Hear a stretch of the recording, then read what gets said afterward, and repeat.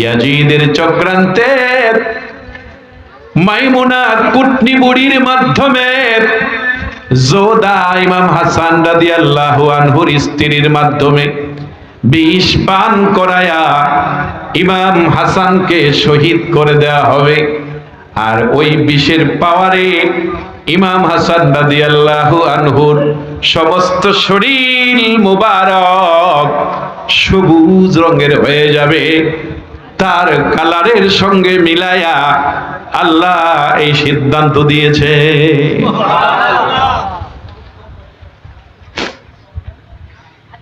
আবার নবীর চোখের পানি ছেড়ে কান্দে আর বলে, জিবরাইল রে,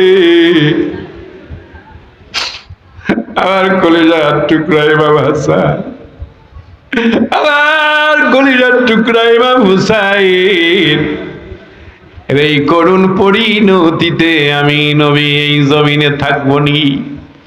কয় না নবী আপনি থাকবেন না, আলী থাকবে নি। কয় না আলীও থাকবে না। ফাতেমা থাকবে নি রে। কয় না নবী ফাতেমাও থাকবে না। আমি থাকলে নানা বলে কাঁদতাম, আলী ফাতেমা থাকলে আব্বা আব্বা বলে কাঁদতো। এরে আমার হাসান হুসাইনের জন্য কে কাঁদবে? আমার আল্লাহ ফায়সালা দেয়, জিবরাইল আমার বন্ধুকে বলে দাও, এরাই কয়েকজনে কাঁদলে আমার বন্ধু খুশি হয় না। কিয়ামত পর্যন্ত আমার বন্ধুর একদল উম্মত হাসান হুসাইনকে মোহাব্বত করে এই জমিনে চোখের পানি ছেড়ে কাঁদবে, তাদের কথা মনে করবে, কারবালার স্মৃতির কথা মনে করে করে কাঁদবে। আমার নবী কোনটারে ভালোবাসে। নবী যখন উম্মতের কথা শুনলেন, নবী বললেন, জিবরাইল আমার আল্লাহকে জানাই দিও, আমার উম্মত যদি আমার হাসান হুসাইনের জন্য কান্দে রে, আমি নবী মদিনার রওজায় খুশি হয়ে যাব।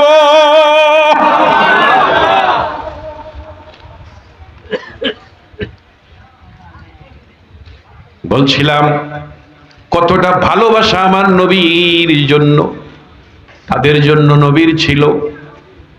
পোশাক গায়ে দেওয়ার পর ইমাম হুসাইন বলে, নানা ভাই আমাকে যদি ঘোড়া না দেন আমি ঈদগাহে যাব না। কি দিত কর? হ্যাঁ কি দিত? তো নবী যদি কইতো আল্লাহ আমার বাড়িতে 4টা ঘোড়া পাঠিয়ে দেন, আল্লাহ দিত না? ও কথা কয় না। বোরাক দিছে নি? হ্যাঁ বোরাক দিছে নি? তো ঘোড়া দিত কিনা? নবী আদরের স্তরে বললেন, আপনি ফরমায়া বেটা মেরে कंधे पे चढ़ो, नन्हे नन्हे पाहला मरते चलो कोड़ा मुझे। আল্লাহু আকবার। আবার নবী বলে, হুসাইন আমার কাঁধে চড়ে বসো, আমি নবী ঘোড়া হয়ে তোকে নিয়ে যাব। আল্লাহু আকবার বলে।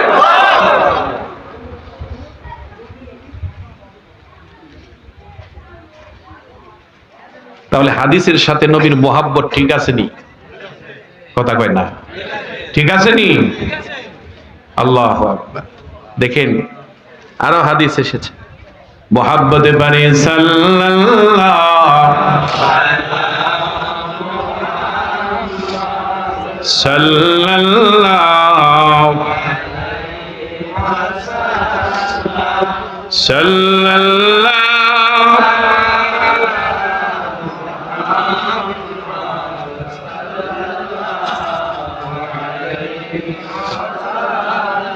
দেখেন আব্দুল্লাহ ইবনে আব্বাস রাদিয়াল্লাহু আনহু হইতে বর্ণিত, তিনি বলেন, রাআইতুন নাবিয়্যা সাল্লাল্লাহু আলাইহি ওয়াসাল্লাম ফিমা ইয়ারা নাইমু যাতা ইয়াউমিন নিসফি বিনিসফিন নাহারে আশআসু আকবারু বিয়াদিহি কারুরাতুন ফিহা দামুন। তিনি বলেন, আমি একদিন রাসূলুল্লাহ সাল্লাল্লাহু আলাইহি ওয়াসাল্লামকে দিনের মধ্যভাগে ঘুমন্ত পাইলাম। কি পাইলাম? কথা কন না। স্বপ্নে দেখলাম, দিনের মধ্যভাগে আমি নবীজিকে স্বপ্নে দেখলাম। স্বপ্নটা তিনি দেখেছেন, আব্দুল্লাহ ইবনে আব্বাস। কিন্তু দেখেছেন কিভাবে? আশা আসু আকবারু, নবীজির চুল মুবারক এলোমেলো, মুখের চক্ষু মলিন। কথা বুঝেন নাই? মলিন। আর নবীজির হস্ত মুবারকে একটা পাত্র, আর এই সেই পাত্রের ভিতরে রক্ত। কথা কন না। পাত্রের ভিতরে কি? ওই যে আছে দেখেন, ফিহা দামুন, ওই পাত্রের ভিতরে কি? রক্ত। তিনি বললেন ফাকুলতু বিআবি আনতা ওয়া উম্মি, তিনি বললেন যে ইয়া রাসূলুল্লাহ, স্বপ্নে বলতেছেন যে আমার মা বাবা আপনার জন্য কোরবান হয়ে যায়। কালা হাজা দামুন মা হাজা, তিনি বললেন যে ইয়া রাসূলুল্লাহ, আপনার হাতে এটা কি, যেই পাত্রের মধ্যে রক্ত? তখন নবীজি বললেন কালা হাজা দাম্মুল হুসাইন। সুবহানাল্লাহ। ওয়া সাহাবী,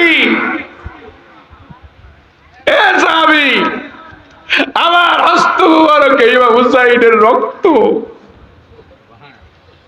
এবং তার সাথে কারবালার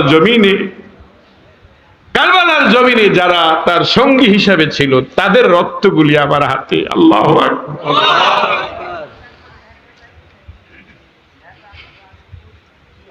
ইবনে আব্বাস,